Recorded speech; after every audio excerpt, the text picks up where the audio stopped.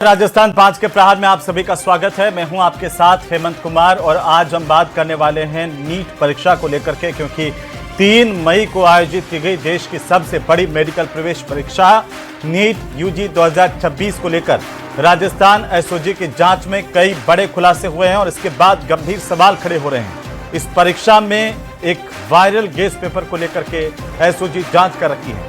परीक्षा से ठीक एक दिन पहले यानी कि 2 मई की रात को व्हाट्सएप ग्रुप से कई छात्रों तक कथित तौर पर ये वायरल गेस पेपर पहुंचा। कहा यह जा रहा है कि बाद में इसकी फोटोकॉपी भी कई जगहों पर बांटी गई थी। वहीं इस कथित क्वेश्चन बैंक में 720 में से 600 अंकों के सवाल ओरिजिनल पेपर में हूबहू आए, जिसको लेकर के सवाल खड़े हुए। एसओजी के एडीजी विशाल बंसल ने खुद इस बात की पुष्टि की कि यह गेस पेपर आया था, ये व्हाट्सएप पर आया और फोटोकॉपी की दुकान पर मिला।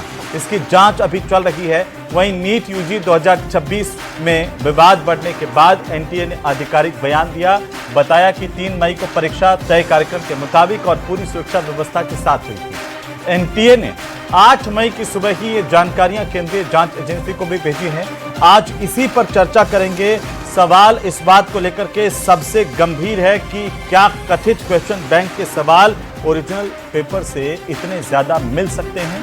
पहले रिपोर्ट।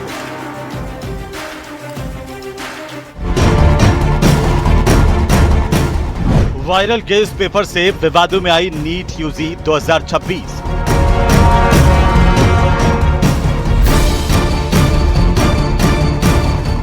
गेस पेपर में थे 720 में से 600 अंकों के सवाल।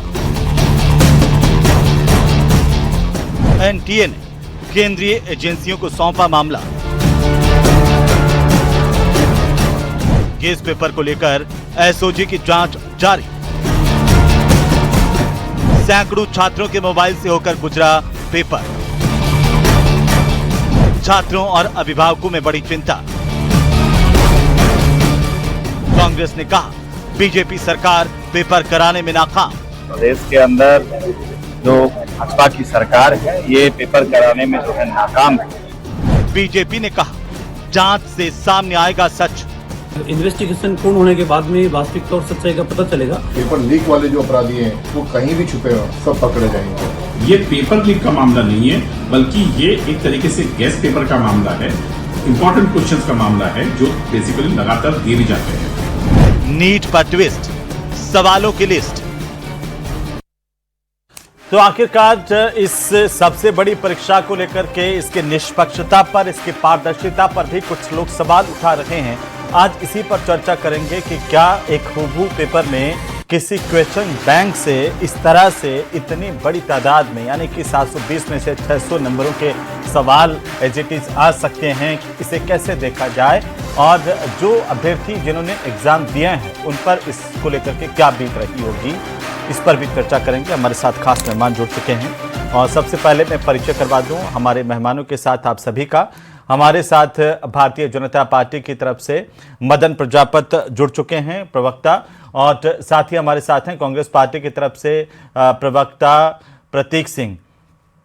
साथ ही हमारे साथ योगेंद्र जोशी साहब भी जुड़ चुके हैं, पूर्व पुलिस अधिकारी। और सबसे एक मिनट के ओपनिंग कमेंट के साथ शुरुआत करेंगे। सबसे पहले मदन जी आपसे कि ये पेपर लीक का मामला नहीं है, ये मामला गैस पेपर का है सर, क्या कैसे देखें इसे? देखिए हेमंत जी, ये बिल्कुल सही बात है कि पेपर लीक का मामला नहीं है, गैस पेपर का मामला है। और इसकी गंभीरता को देखते हुए इसको हम लोग लाइट वे में नहीं ले रहे। इसकी गंभीरता को लेते हुए एसओजी जांच कर रही है। जिन लोगों को भी है उनको हिरासत में लेकर पूछताछ करना चालू कर दिया है।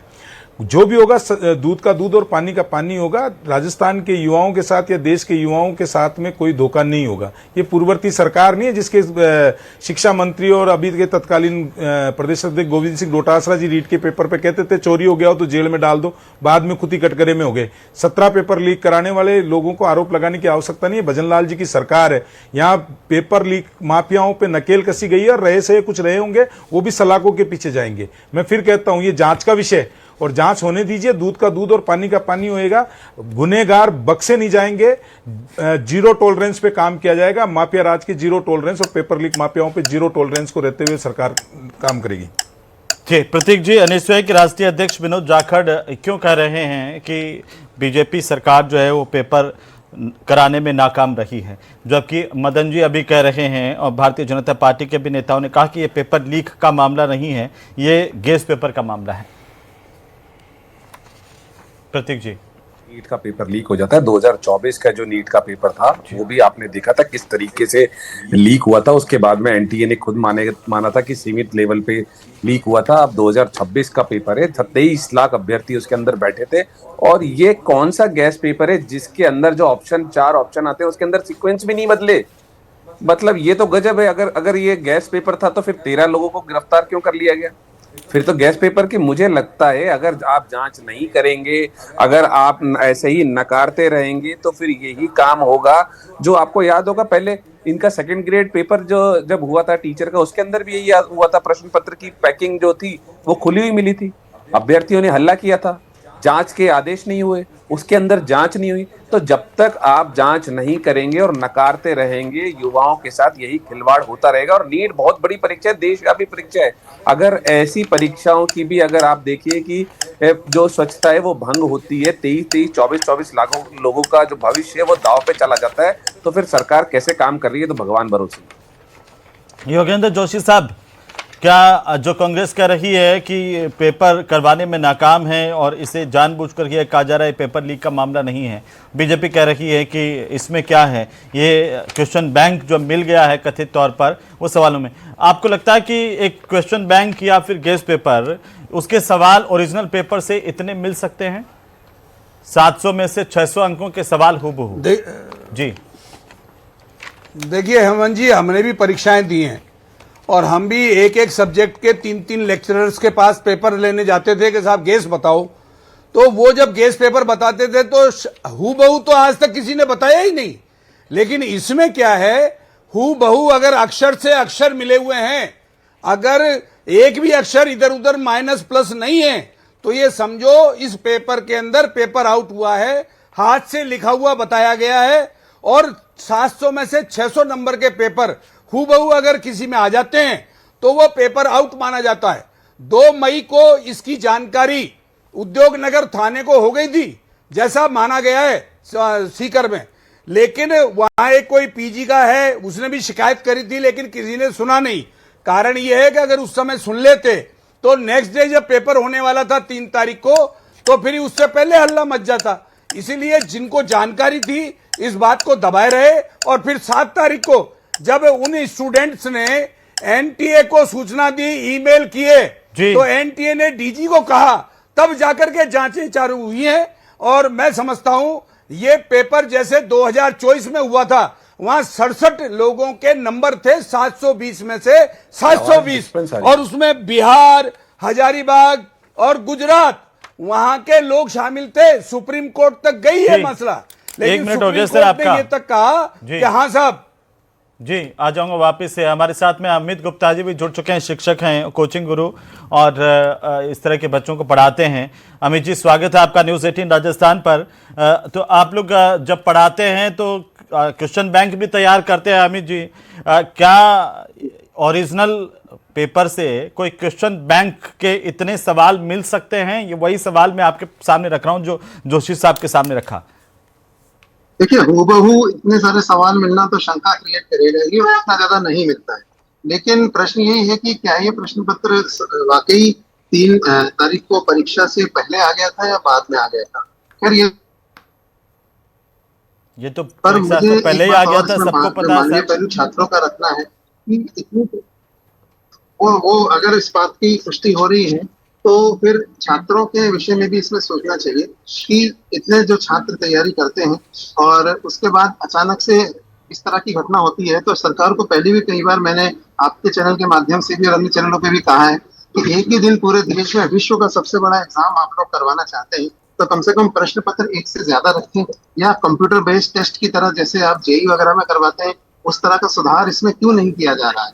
क्योंकि ये नहीं होंगे सुधार तो ये हर साल की घटना है, इसमें कोई नई बात नहीं है, लगभग हर साल इस तरह की बात आती है। तो छात्रों की मेहनत का भी ध्यान रखना चाहिए इसमें, इतनी मेहनत को छात्र करते हैं और फिर उनको यदि अभी पेपर कैंसिल नहीं किया होता है तो कम से कम उनको वो तो नहीं मिलेगी ना जो वो डिजर्व करते हैं। तो इस तरह की चीजों अमित जी, मेरा आग्रह है आपसे संवेदनशीलता के साथ बात हो पाए। अगर आप गाड़ी रोक पाए तो रास्ते में रोक लीजिए कहीं, ताकि हम ठीक तरीके से बात कर पाए। आपका फ्रेम भी जो हिले डुले नहीं है। लेकिन प्रतीक जी, कैसे इसे क्या इसके ऊपर और अभी जांच चल रही है, तो पहले ही ये कह देना कि ये पेपर लीक हो गया, ये ठीक बात है? हेमंत भाई, जैसे अभी योगेंद्र जी बता रहे थे कि 600 नंबरों का पेपर 700 में से हूबहू मिल जाना, अक्षरशः मिल जाना, उसके बाद में जो ऑप्शन है उसके वो भी इधर उधर नहीं होने, उसके सीक्वेंस भी सेम है। वो तो आप बताइए कि इसकी अगर स्वच्छता भंग नहीं हुई है तो क्या है। और अगर सरकार इस तरीके के, क्योंकि ये जो आप देखेंगे कि बहुत सारी जगह हिंदुस्तान के अंदर कोचिंग का एक पूरा माफिया चलता है, लाखों करोड़ों अरबों रुपए का पूरा वो बिजनेस है। हमारे राजस्थान के कोटा के अंदर तो सुसाइड के मैटर आते हैं, इतने सारे जो नीट की तैयारी कर रहे होते हैं। तो ये बच्चों की जान से जुड़ा हुआ मसला है, उनके फाइनेंशियल बैकग्राउंड से जुड़ा हुआ मसला है, और उनके भविष्य तो है ही। मुझे ऐसा लगता है कि सरकार को इसमें गंभीरता दिखाते हुए अगर पेपर लीक हुआ है तो उसको मानिए भाई, आप जांच कराइए। जवाब नहीं लेता हूं मैं। प्रजापति जी, मदन जी जवाब दीजिए, जो प्रतीक जी ने गंभीर सवाल खड़े किए हैं। सर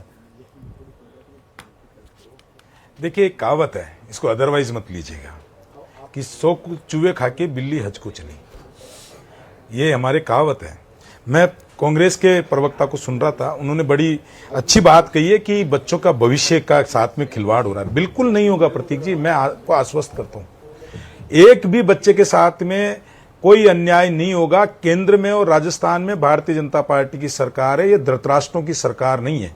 दूसरी चीज ये कह रहे हैं कि जांच हो रही है, मैं कह रहा हूं कि जांच हो रही है। एसओजी ने लोगों को गिरफ्तार किया है, पूछताछ हो रही है।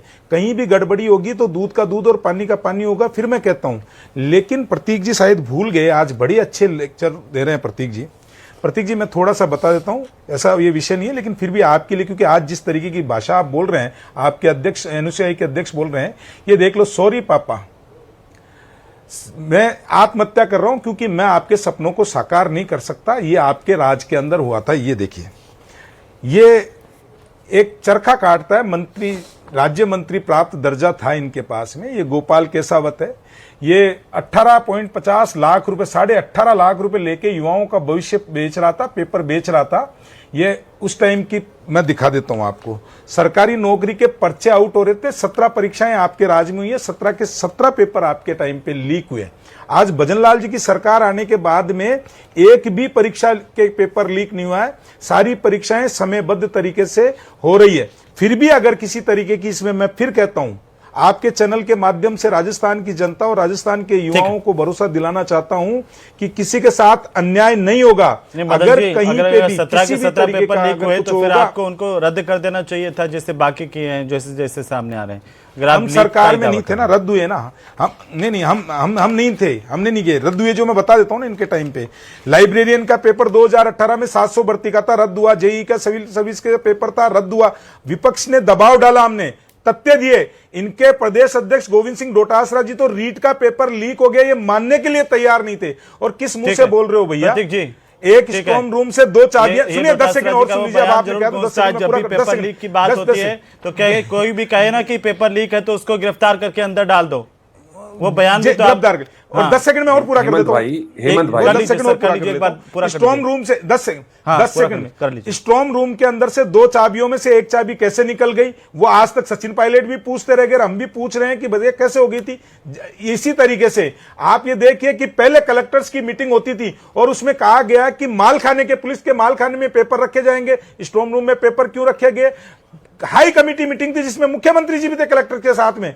मुख्यमंत्री इतना लाचार थे उस टाइम पे अशोक गहलोत जी की, उसके बाद उन्होंने आज तक स्पष्टीकरण नहीं दिया कि किसके कहने से पेपर रखे गए। फिर कहता हूं मैं, युवाओं का भविष्य बेचने वाले लोगों को सवाल पूछने की इजाजत नहीं है। और गोविंद सिंह डोटासरा जी को फिर कह देता हूं कि आपके टाइम पे आरएएस किस तरीके से भाई भतीजेवाद से बड़े आरपीएससी तक को आपने क्या स्थिति बना के रख दी थी? जवाब दे रहे हैं जी प्रतीक जी, संक्षेप में सर। हेमंत भाई, पहले तो ये लगातार झूठ बोलते हैं, पेपर लीक नहीं हुआ। यहाँ पे नेशनल सीड कॉर्पोरेशन का हुआ, मैंने सेकंड ग्रेड टीचर का बताया। आप जांच नहीं करेंगे, मानेंगे नहीं तो चलिए मत मानिए। दूसरी बात ये दिखा रहे थे कि पता नहीं किसी का नाम ले रहे थे कि वो वहां पर 17 लाख 18 लाख रुपए लेते हुए। गोपाल के सावत कहाँ है वो? जेल में डाल दिया क्या? कहाँ है वो? आपकी सरकार 29 महीने सरकार है ना आपकी। अरे 29 महीने से आपकी सरकार आपकी सरकार थी ना, हम तो कर रहे हैं, जिनको पकड़ में आ रहे हैं सब कहाँ है जेल में। वो, पूछ रहा हूं मैं, कहाँ है वो, जेल में है क्या? देखो 29 महीने की सरकार हो गई ना आपकी, कहाँ है वो, जेल में है जी क्या? आप 10 सेकंड दे दीजिएगा, मैं बीच में नहीं बोलना चाहता। मैं हेमंत भाई, आप मुझे बताइए, मेरे पास ये यूआर साहू का, ये अभी के इनके आरपीएससी चेयरमैन है, इनकी ये सामने ही रही, ये कह रहे कटारा की गलती व्यक्तिगत, संस्थान की इसके लिए कोई जिम्मेदारी नहीं है। ऐसा ही भर्ती के अंदर ये बोलते हैं कि बराबर पूरी तरीके से पेपर लीक नहीं हुआ था। इन्होंने तो ये बोला पेपर रद्द नहीं होना चाहिए, वो तो कोर्ट ने रद्द किया। फिर मैं ये कह रहा हूं नीट की 2024 में भी पेपर लीक हुआ, 2026 में भी हो गया। तो मुझे ऐसा लगता है कि रिटायर्ड सुप्रीम कोर्ट के जज के साथ या अभी के जज से 2020 के बाद जितनी भी नीट की परीक्षाएं हुई है सबकी जांच करानी चाहिए, क्योंकि ये मामला तो हमारे सामने आ गया है। ऐसे कितने ही मामले ऐसे हैं जो सामने ही नहीं आते, जिसकी जांच ही नहीं होती है। ठीक है अमित गुप्ता जी, मैं ये आपस में पॉलिटिकल लड़ाई अलग बात है, आरोप प्रत्यारोप अलग बात है, लेकिन वाकई अगर इस तरह से होता है तो आप लोग भी मेहनत करवाते हैं पूरे साल भर कोचिंग में और पढ़ाते हैं, और उसके बाद जो ईमानदार अभ्यर्थी हैं उन पर क्या बीतती होगी जब इस तरह से कोई क्वेश्चन बैंक आ जाता है और 720 में से 600 अंकों के सवाल एक ही रात में बढ़ जाते हैं। देखिए, ये एक तरह से तुषाराघात है सभी छात्रों के ऊपर, जो पूरा साल, 2 साल, 3 साल से मेहनत कर रहे होते हैं। 10वीं के बाद से छात्र मेहनत कर रहे होते हैं। मैं कोई राजनीतिक व्यक्ति नहीं हूं, तो ये आरोप प्रत्यारोप तो इन लोगों के चलते रहेंगे, किंतु जहां पे जो भी सत्ता में है वो लोग एग्जाम में सुधार क्यों नहीं करते कि इस तरह की चीजें ना हो। आप देखिए, 2 ही राष्ट्रीय स्तर के एग्जाम ये जो है, नीट और जेई, तो जेई का पेपर इस तरह से लीक होता हुआ हम क्यों नहीं सुनते? क्योंकि उसमें वो कंप्यूटर बेस्ड टेस्ट लेते हैं, उसको फेजेस में लेते हैं ताकि इस तरह की समस्या ना हो। लेकिन नीट को एक ही समय पर एक ही वक्त पे पूरे देश में एक साथ, वो भी पेन एंड पेपर मोड पे लेने का जो बाबा आदम का तरीका है, इसमें सुधार क्यों नहीं हो रहा है? कहीं ना कहीं इसके पीछे हमें मंशा नहीं समझ में आ रही है कि इतने वर्ष हो गए तो इसमें सुधार की बातें होती है, तो इस तरीके में सुधार, इस प्रणाली ने बोला भी था पिछली बार जब पेपर लीक होने के आरोप लगे थे, तो पूरी कमेटी बैठी थी और उसने सुझाव भी दिया था कि कंप्यूटर बेस्ड किया जाए, लेकिन नहीं हुआ। उसके अगले साल, पिछले साल बच गया, इस साल देखिए फिर से वही आरोप लग रहे हैं जो 2024 में लगे थे। आखिर कब तक हमारे छात्र और हम लोग इसी तनाव में रहेंगे कि क्या हमें अपना मेहनत का फल मिलेगा भी कि नहीं मिलेगा? और जो रैंक हम रिजर्व, हमारे छात्र रिजर्व करते हैं, क्या वो रैंक उन्हें मिल पाएंगी, या बीच में 1000-2000 के और उनको जो मनचाहा मेडिकल कॉलेज या मेडिकल की सीट जो मिलने वाली थी वो उनसे छीन जाएगी? लेकिन तो सर, आपको अमित गुप्ता साहब, आपको नहीं लगता कि इन सब परिस्थितियों के लिए कुकुरमुत्ते की तरह रोजाना फैलती हुई कोचिंग व्यवस्था भी जिम्मेदार है? क्योंकि आम आदमी तो कोई करोड़ 2 करोड़ रुपए देकर के एक पेपर लेने का साहस नहीं करता है। ये कहा जाता है जो भी जांच होती है उसमें कोई ना कोई इस तरह की कोई बड़ी शक्तियां, बड़ी ताकतें होती है जो पेपर लीक करवाती है। आपको नहीं लगता ऐसे कोचिंग गुरु जो दावा करते हैं सरेआम आकर के सोशल मीडिया पर के कि हम पढ़ाएंगे, उसी में से सवाल आएंगे और हम आपको ये बैंक बना के देंगे, उसको पढ़ लीजिए और पास होने की गारंटी देते हैं, ऐसे लोगों पर कार्रवाई नहीं हो?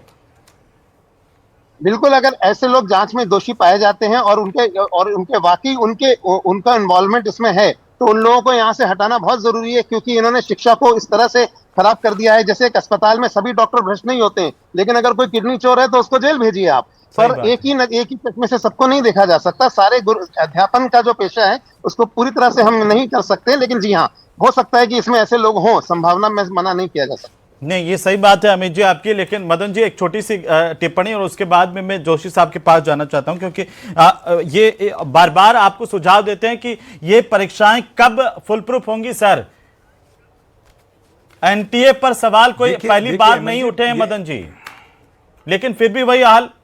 देखिए हेमंत जी, ये फुल प्रूफ ही तैयारी थी। जीपीएस ट्रैकिंग थी, प्रश्न उत्तरों के वाहन लेके जा रहे थे, उनके ऊपर जीपीएस ट्रैकिंग थी, एआई आधारित सीसीटीवी कैमरे लगाए हुए थे, बायोमेट्रिक थी। तो जितने साधन हम यूज कर सकते थे और जितना हमने मॉडर्न इस एग्जाम को करा के मॉडर्न तरीके से इसके ऊपर ध्यान रख सकते थे रखे हैं। एसओजी अभी मैं कह रहा हूं कुछ भी आप कहेंगे, लेकिन मदन जी अभी जोशी साहब ने कहा कि सीकर के थाने को 2 तारीख को ही इसकी जानकारी हो गई थी, लेकिन वो चुप रहा। ऐसे ऐसे थाने पर सबसे पहले एक्शन होना चाहिए, उसके बाद वो पीजी संचालक, उस पर क्या एक्शन हुआ और उसने जिन जिन लोगों को भेजा उन पर अभी तक क्या एक्शन हुआ, हम अपने स्तर पर कर सकते हैं, वो तो करके ही बता सकते हैं ना सर। एनटीए वाला या केंद्रीय जांच एजेंसियां जैसे जैसे कार्रवाई करेंगी वो अलग बात है, हमने अब तक क्या किया? देखिए हेमंत जी, अगर 2 तारीख को किसी थाने में कंप्लेन कराई थी तो उसका पता तो तभी चलता जब पेपर सामने आता कि ऐसा कुछ हुआ है। हालांकि जो अगर ऐसी कोई बात है तो एसओजी जांच कर रही है और उनके ऊपर कार्रवाई करेगी, पहली चीज। दूसरी चीज आपने कहा कि हम जो मैं कह रहा हूं फिर कि एसओजी ने जिनकी बात कर रहे हो कि क्या किया क्या नहीं किया, हम तुरंत इस चीज को, हम इसको बिल्कुल हल्के में नहीं ले रहे हैं। हम इस विषय की गंभीरता को समझ रहे हैं और इस विषय की गंभीरता को समझते हुए ही हमने जो एसओजी जांच कर रही है, लोगों को पूछताछ के लिए बुलाया गया और बुला रही है, पूछताछ कर रही है, पूरी जांच की जा रही है। जांच में दूध का दूध और पानी का पानी होएगा। मैं फिर कहता हूं, युवाओं के साथ कोई कुटाराघात नहीं होएगा, ये हमारी प्रतिबद्धता है और हम इसके ऊपर खरे उतरेंगे। जांच में दूध का दूध और पानी हो जाएगा ऐसी परिस्थिति में। पूरी हेमंत जी पूरा हाँ, हेमंत जी पूरा तो कर लें दीजिए, पूरा कर लीजिए। मेरे को मेरे मित्र जो कांग्रेस के प्रवक्ता, इन्होंने कुछ आरोप लगाए थे कि इन्होंने कहा कि कटारा जी के ऊपर है।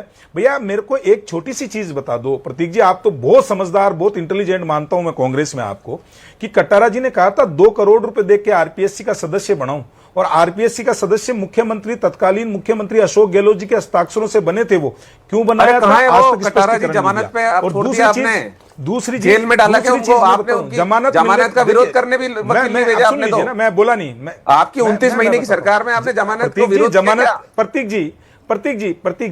प्रतीक जी मैंने आपके बीच में बोला नहीं, जमानत का मतलब ये नहीं होता कि अपराध मुक्त हो जाए। जमानत पे तो राहुल गांधी भी घूम रहे हैं, रॉबर्ट वाड्रा भी घूम रहे हैं और आपके और भी नेता घूम रहे हैं। महेश जोशी जी को भी जमानत मिली थी, वापस जेल गए ना।